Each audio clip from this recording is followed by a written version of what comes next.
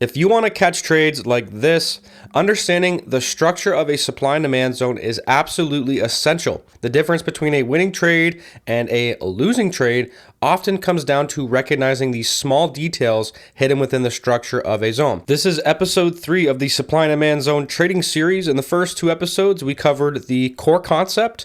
Episode 2 was the types of zones. Now we'll be discussing the structure of a zone. So stay tuned, hit that subscribe button if you want to continue to watch this trading series. Now, the first thing we need to go over for a supply and demand zone is the proximal line and the distal line. So for a demand zone, the proximal line will be the top part of the zone and the distal line will be the bottom part of the zone. An easy way to remember this is the distal line is simply the furthest distance from where price is currently at. And for a supply zone, it is simply just the opposite. The proximal line is the lowest part of the zone and the distal line is the line furthest away from price, the top part of the zone. So the question is, why is this important? And I'll be straight up honest with you guys, it's not extremely important. It's more so that you understand which is which, so that when you are learning from my videos, you understand what I'm talking about when I reference proximal line and distal line. Now we're going to be talking about the basing of a supply and demand zone. And the basing is where price consolidates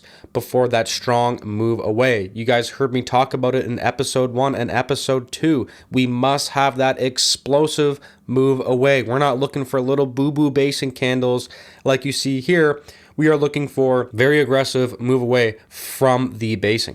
Now back to the basing. So what we are looking for and the best types of basing is when it is tight and well structured, typically consisting of 1 to 4 candles. You can see an example here. Only 4 basing candles and the structure is very uniform. Notice how the top and the bottoms of the wicks of the basing are all relatively in the same area. If we go over to the poor types of basing, you can see number 1, there's a lot of candles in this basing and they're also not very well structured. They're very messy. A lot of ups and downs, not the best basing, which is maybe a reason why this zone actually ended up failing. So why is it better to have less basing candles than more in a zone? Let's break that down. This is extremely important, so make sure you pay attention. If you guys remember from previous episodes, the logic behind a supply and demand zone is that this is where the large players and banks leave footprints inadvertently on a price chart. Clearly, they had so many orders to fill here, they couldn't fill all of them because price shot up so aggressively, which means that there are potentially leftover buy orders sitting at that price level, which is where we buy after price returns to the zone. What this means is that if there was a lot of basing candles, the banks and the large players had a lot of time to fill all of their buy orders, which means on the return to the zone, it's most likely there will be no more leftover buy orders, which means it's more of a chance that the zone ends up failing. And when we have a basing with only 1 to 4 candles, it means less time spent at that price level, which means the banks and institutions had less time to fill all of their buy orders, which means it's more likely there are leftover buy orders sitting at that price level, and it's more likely to get a reaction again to the upside when we get the return to that zone. This is where we get into more detail of what types of moves away we are looking for. You can see we have 4 examples on the chart. Let's break them down one by one. The first one in figure 1 is what we refer to as a poor move away. Now, let me be very clear.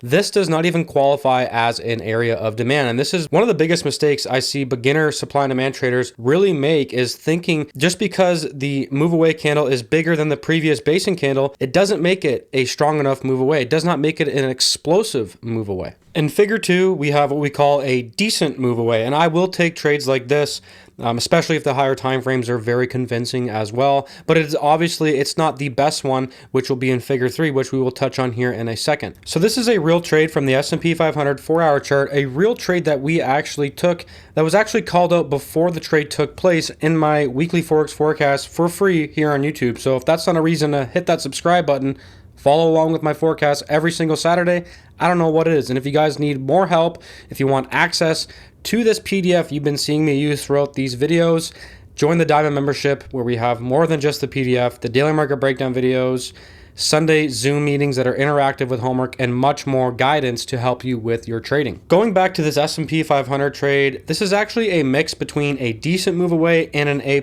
move away. I really like the initial move away in price. It is explosive enough for me, but what didn't make this an A+ move away is the fact that we had basing pretty much right after that initial explosive move away. So what would have made this an A plus move away would have been another explosive candle after that initial explosive candle. And the last type of move away is the gap zone. This is a little bit more rare in the forex markets. It's more common in the stock market, but the gap zone essentially represents an extreme imbalance where price gaps up or down from the zone without even trading through it. So to quickly summarize all four of the moves away we will see in the markets, we are not trading at poor moves away where there are basing candles on the move out. We are simply not going to be trading these areas as they seem to be losing trades quite often. The decent types of zones with the decent moves away, we can trade these zones, especially if the higher time frame happens to be with the trend of that type of zone as well.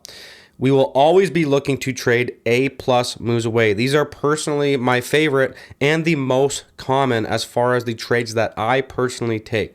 And for the gap zones, they are definitely more rare. They are not my favorite zones because they're a little bit tricky to spot, but if you are going to trade them, you have to make sure that if the gap is the size of what an explosive candle would be, that is going to make for a good zone. As far as how these zones will look, it's important to understand that not all supply and demand zones will look the same. Basing formations can vary depending on market conditions. Some zones will have that tight consolidation like we were referring to earlier, while others may have wicks rejecting a level multiple times before the move away. Here are some examples of what we are referring to.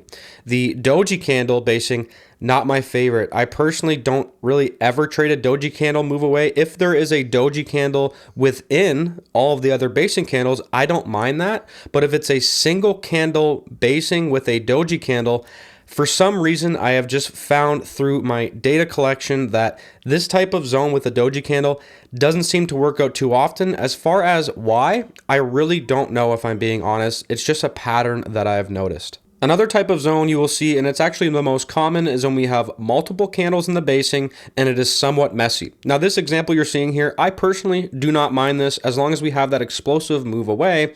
I don't mind a little bit of messy basing candles, especially if there's only 3 or 4 or 5. Now, this is a real example from a real trade that we took as a Discord group on gold last week. You can see the basing somewhat messy. We've got about 5 to 6 candles in the basing. It's kind of messy, but look at the move away. It's explosive, and it was a nice 1-to-1 trade. So I really don't mind this messy basing, and it is actually the most common type of trade you will see. We just have to make sure we have that explosive move away, even if the basing is a little messy. Now on to my favorite type of zone, the single candle basing zone. I don't know why, for whatever reason, I find these zones work so well.